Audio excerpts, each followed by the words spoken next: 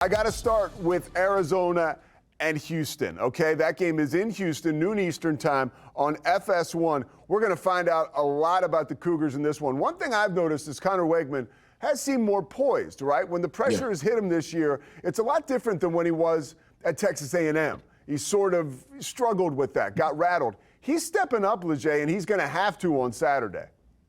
Yeah, we saw a little bit of that in that game versus Oregon State in the surprise game where they were actually down and he had to lead them from behind and come back. And these are two of the teams in the Big 12 that are a bit surprising, right? Arizona 4-2, Houston 5-1.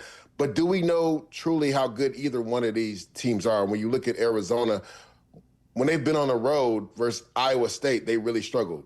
Everywhere else, they've been able to come away with big wins. Now, they let one get away versus BYU because they had them up big. And I thought they got too conservative in the fourth quarter, right, trying to control the clock instead of just being able to be more aggressive with Noah Fafita. So it'll be interesting to see how the Wildcats respond after that overtime thriller loss to BYU. For Houston, right, this is an opportunity because if they win this game, there's a real opportunity for them to win 9, maybe even 10 games this year. And who would have said that going into the season?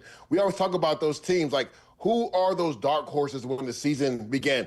I didn't hear many people talking about Houston, but they have a real chance with Conner Weigman and also Dean Connors. They got to get him involved outside the pocket, not just handing the football, but throwing the football because he's a mismatch for linebackers. And then also Conner Weigman, use your mobility. We saw Bear Bachmeier have some success versus Arizona last week doing that. All right, we got also Arizona as a road favorite. That's interesting. Willie Fritz in his second year, you mentioned it. This team is popping. And Houston, if they win, can be bowl eligible for the first time since 2022. Pretty cool situation there in H-Town.